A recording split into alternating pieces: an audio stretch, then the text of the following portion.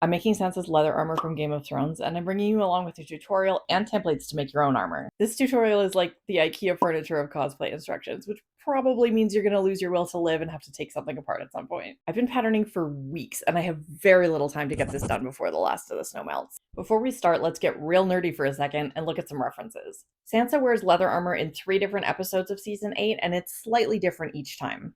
In episode 2, she wears this version, which has a very simple collar and no angled rivets across the chest. She's also wearing armor in episode 3, but nobody can see anything in that episode, so I can't comment on the details. In episode 4, she wears this version that has a strappy collar and angled rivets across the chest. And then in the finale, she wears this cleaner embossed version that has a wolf collar.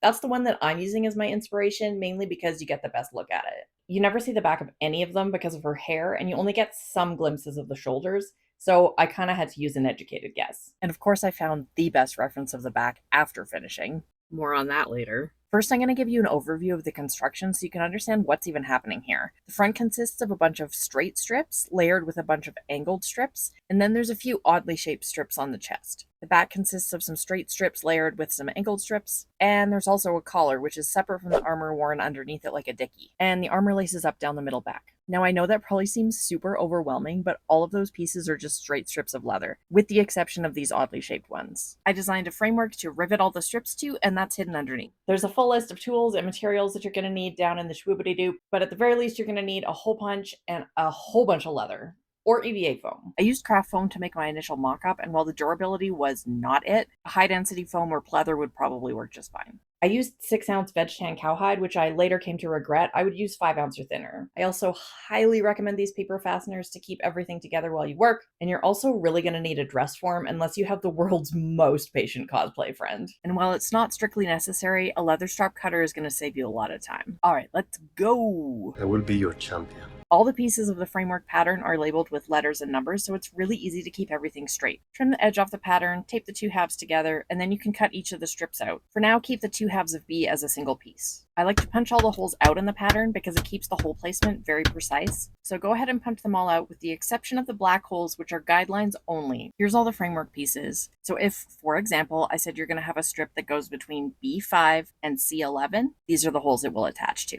Now we're going to prep all of the framework pieces in actual leather. I traced around the pattern pieces, trimmed them down, trimmed the rounded ends. Make sure to label everything on the backside as you go so you can keep track. And I drew arrows so I know which end is up. I like to use the hole punch itself to mark all of the holes. This way you know your holes are very precisely placed and aren't drifting side to side. Even and tidy holes in the framework is going to give you a much cleaner end result, so being careful at this stage is worth it. Now the neck guide is just that, a guide. It does not need to be made from leather. You also want to prepare the front and back neck strips. Now everything that we need is prepped and we're ready to assemble the framework. First, attach both neck guides to either side of A2, and then the other end of the neck guides are going to be attached to either side of B2. Now we have a neck hole, so we're just going to place this over top. We're going to attach the shoulder pieces. Anytime we're talking about left and right, we're talking about when it's worn. So right, my left. You need to measure for the straps, so make sure this is centered nicely on your shoulders. And then we're going to measure at these 2 points for the underbust and waist straps. It doesn't matter if these points fall exactly at your underbust or at your waist. Then use the worksheet to note your measurements and divide them in half and quarters. It's not like this is my first project where people have been like, I had no idea there was going to be so much math involved. Now cut a 1/2 inch wide strap the length of each of your measurements, then mark the halfway, 1/4, and 3/4 points on each, and punch out a hole at each location. Use this template to mark a hole at either end. For now, only mark the location of the black hole, don't punch it out yet. Your straps should now look like this, and we can attach them to the framework. The center holes attach to A at the front, and the end holes attach to either side of B at the back. Now attach C to either side, and add the front and back neck strips. Remove the neck guide as you go, it'll no longer be needed. Now attach E to the neck guide, and depending on your size and boobage, you may need to adjust the hole at 8 for a good fit. Punch out your marked location and secure. Now attach F to D, making sure that the shoulder piece is centered directly on top of the shoulder. Mark hole locations on F and the underbust strap for a good fit. Alright, so the basic framework is done. We're just going to add a couple of straps initially before we do the rest of the measurements. At the back we have F and we have B. There's F4, B4. Now we don't want these straps to floof too far. We want them sitting kind of naturally. Now, just bear with me here because I'm going to explain measuring and making the strips in a minute, but for now I'm just adding a couple strips at the back and the front. All right, so the basic understructure is done. By that I mean we've added enough strips that this ain't going nowhere. And we can do a whole bunch of measurements to figure out how to make this so it will fit your body. So I'm going to start by measuring all of the back strips. We're going to do the front tummy strips because they're reasonably easy, and then we're going to go to the hardest part, which is the chesticles. This next bit is going to feel like homework. You think I'm joking? I have a literal worksheet. And you can't frighten me. You're going to need your worksheet, a pen, and a measuring tape. For each leather strip, you're going to measure from hole to hole. I measured both sides and then wrote down the average number. They should be pretty similar. If they're far off, you probably made a mistake. You want to measure from the center of each hole. All the angled strips are measured the same way. Note all of your measurements on the worksheet and then add on the amount that's listed. This is to account for the ends that need to be added to each strip. The worksheet tells you which templates to use for each end. All of the angled strips are a little bit narrower to give space for layering them. Use the shaded templates for those, which are also shaded on the worksheet. Here's your order of operations. Cut a whole bunch of leather strips in the required width. Trim down to your total strip length. Remember, you have to make 2 of each for the right and the left. Then use the indicated templates to mark, trim everything down, punch out all of your holes. Doing this assembly line styles is the way to go. And I cannot emphasize this enough. Label as you go. Optionally, you can bevel the edges. I chose to bevel the back sides only. Now, the pieces that use the custom template will need to be trimmed down later. Once I have all the pieces in place on the dress form, I used a piece of tape to create a straight line marked with a pen and then trim them down to length. This is all the pieces of just the back. It's really heavy. Okay, let's talk about the chest. The strips that cover the pubes will need to be wrapped differently depending on your breastage. On the pattern, I've indicated these strips with a star. Play around with a leather strip to figure out the most logical side hole to connect to. It's okay if there's a gap in the nipular area. It'll be covered up with a strip later. Once you figure out the best layout, measure hole to hole like everything else. For the oddly shaped strips, I have provided a pattern, but you will need to modify it for a good fit. For front 2, secure the pattern to both E-holes and then mark the hole location at either end. The black hole is just a guideline, adjust it as needed. For front 3, again secure it to E and adjust the hole placement at A as needed, and then mark through the tip hole to the shoulder. Sticking with the pointy end. And finally, we can use the last strip to cover up those gaps across the chest. This strip is a wild card, and you may need to reshape it depending on your chest size. I'm going to cut B in half now and punch out all of the eyelet holes. And now you can finally move on to the next step. Look at you. I'm making the embossed version because that's who I am as a person. Pattern is the same on all of them with the exception of the boob strip, which is curved and a little bit longer. There's just varying amounts of the stamp used on each strip. It kind of angles out and then back in. And I have included stamp templates with the pattern. I ended up trying a super random embossing method and it worked amazingly well. I used leather itself as an embossing stamp. I dampened the leather and traced over the pattern to transfer it, and then I cut it out with a sharp knife. I used packing tape to kind of laminate it, both to keep it dry and also to hold the small ends in place. Then I cased each leather strip, carefully placed my stamp on top, and then clamped it down as hard as I could.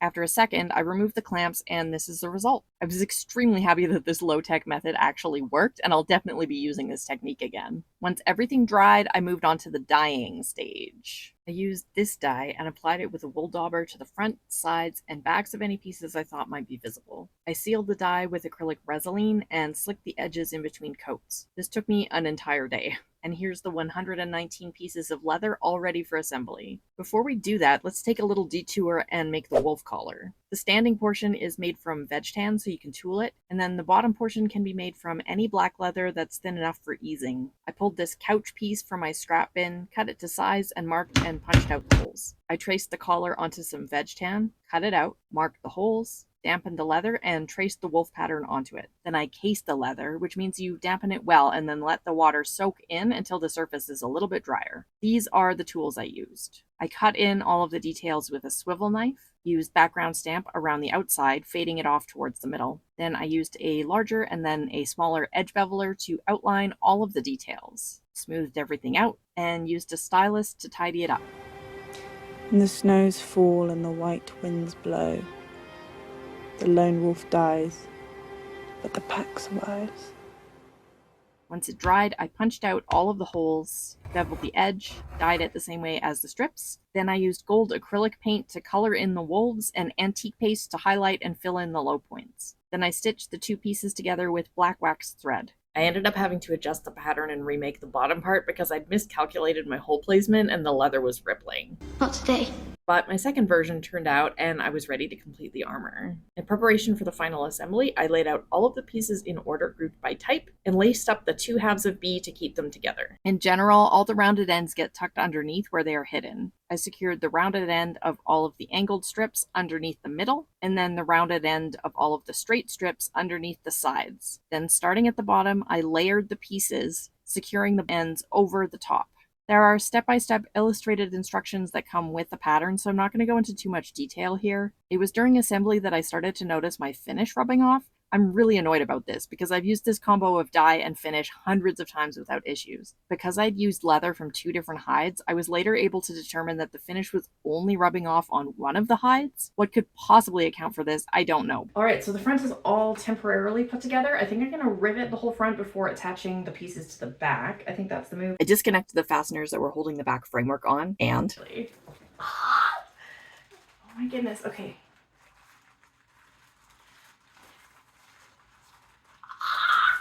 I'm so excited. Look how crazy this looks on the inside. I ended up entirely removing the waist strap and trimming the underbust strap down to only the back portion, as once all of the strips are attached, that's the only section that is structural. It holds up the shoulder strips. I used a tiny rivet to cover up the unused holes. Now you're going to need 3 different rivet lengths to attach the strips because there are situations with 2 layers, 3 layers, and 4 layers of leather. I had to skive down the 4 leather layers, but if you're using a thinner leather, you should be able to get rivets that are long enough for 4 layers. I couldn't resist using domed rivets for the look, but this made things way harder. Domed rivets are sold based on dome size because they use a particular tool, and they don't come in different post lengths. I ended up mixing 7mm domed tops with different lengths of double capped rivet bottoms so I could keep a consistent look on the outside. Now this is pretty extra and you could definitely just use double capped rivets. This would also make assembly easier as you can set the rivets from either the inside or the outside of the armor. One by one, I removed the paper fasteners and replaced them with rivets. In each case, noting how many layers I'm going through to make sure I select the correct rivet length for that situation. Some of the areas need to be taken apart a little bit to get access to the rivets, and I had to get a little creative with my hammering service to get up into some of the curved sections. This is where double capped rivets would be easier, as you could simply set the rivets from the inside instead. Riveting ended up taking the better part of a day, and at times it felt like I was wrestling the armor into place. Ugh, son of a motherless goat. Okay. At this point, I was racing an incoming snowstorm so I could take photos. The city was in full-on brown spring mode. In my haste, I sliced my finger open, so excuse the bandage while I assemble the back. First, I added all of the eyelets, and then I attached the framework back into place on the back. Then, the same way as the front, I tucked the rounded ends of the straight strips underneath at the side, and the rounded ends of the angle strips underneath at the middle. On the back of the shoulders, both the straight and angled strips go on top of the straps. Starting at the bottom, I layered the strips, securing the opposite ends over top. Once I had all of the strips in place, I unlaced the back and riveted all those back pieces into place. I ended up adding another coat of finish after riveting to try to conceal that finish rub-off. I did finish in time for the snowstorm, but when you rush to finish something... You know that feeling where you spend hundreds of hours making Sansa's leather armor from Game of Thrones from scratch? You notice one of the 119 pieces of leather is in upside down? So instead of taking the snowy Sansa photos of my dreams, I redid the shoulders to fix my upside down strips and to make it more accurate to that newly found reference photo of the back. It finally started to come together properly this time. Winter is here. And here she is all finished. I can't wait to take actually snowy photos with this, but turns out it's a lot harder to get into by yourself than I anticipated.